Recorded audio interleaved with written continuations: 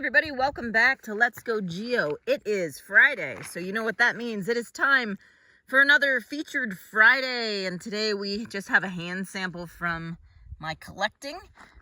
This one, I'll show you a little bit here. A lot of cool features you can see in this piece, and as usual, take a good look at it and see if, from visual inspection, if you know what it is, and if you do know what it is, drop your comment in the comment section, and you can also see what other people have guessed. Now, I give you a good visual inspection of the hand sample here, and then along the way I'll start dropping some hints. So if you're stumped right now, hang in there. Maybe some of the hints will help you. So here's the piece we have.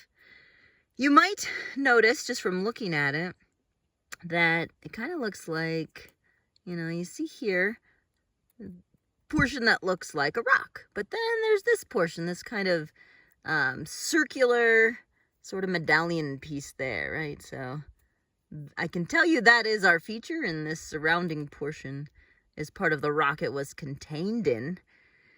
Maybe you know what kind of rock that is, maybe not, we'll see. So by looking at this, have you noticed yet what you think it is? Is this just a pattern in the rock? How did it get like that? How did it get that pattern? Minerals do form some extremely interesting shapes and patterns.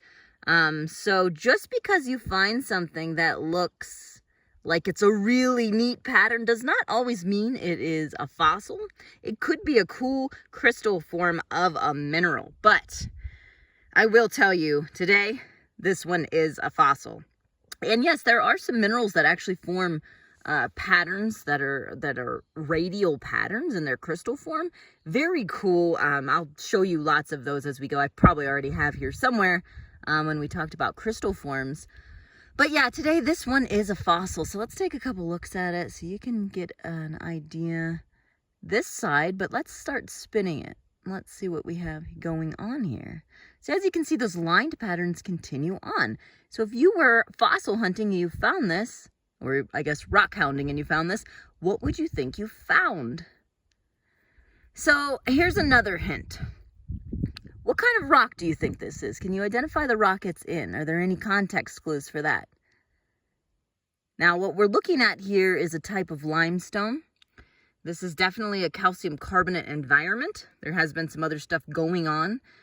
This is a pretty old fossil. So that might be your next hint. So given the type of rock you now have, think about what types of environments form that kind of rock. That'll help you narrow down what kind of fossil we have. So also, let's look at the shape. So these fossils can be found in pretty widespread areas. So it's not like it's only found in one spot.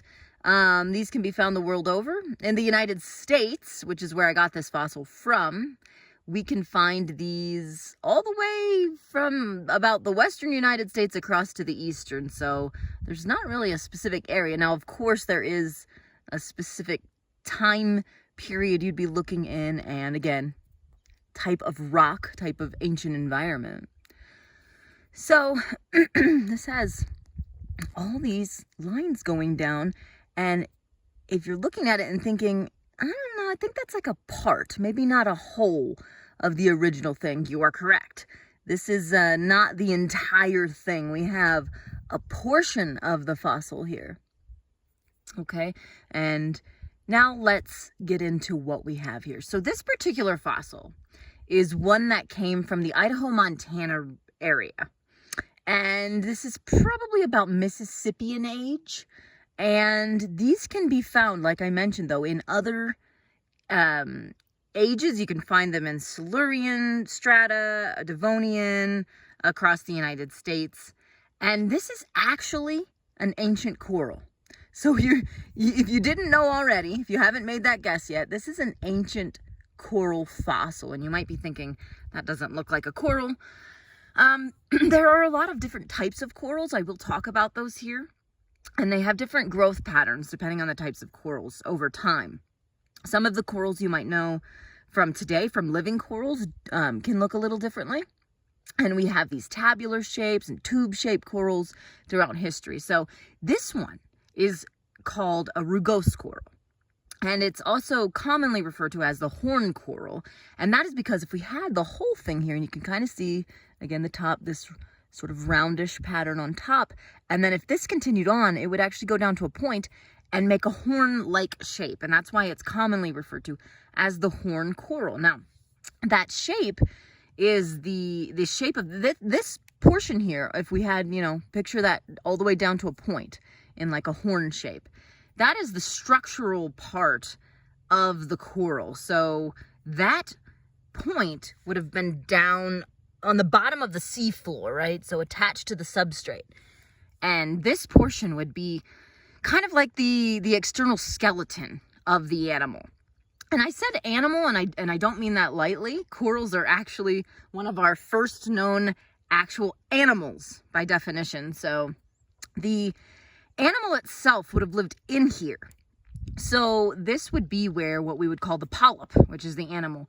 Now picture that sitting in here with, say, some wavy tentacles sticking out of the top, right? Out of this top portion.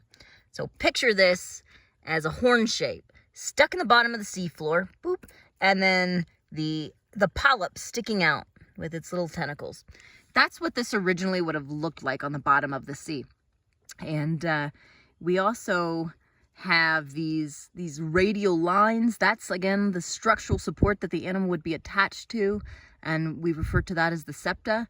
We'll talk some more about the technical terms and these fossils. I'm going to be doing a lot more about fossils here, but I did do a bit of hunting for these, so there is a video already up here that goes into, that just takes you along on the hunting of rugose corals and talks about how we age these types of fossils. So if you're interested in learning more about fossils, join me here on the next adventure here at Let's Go Geo.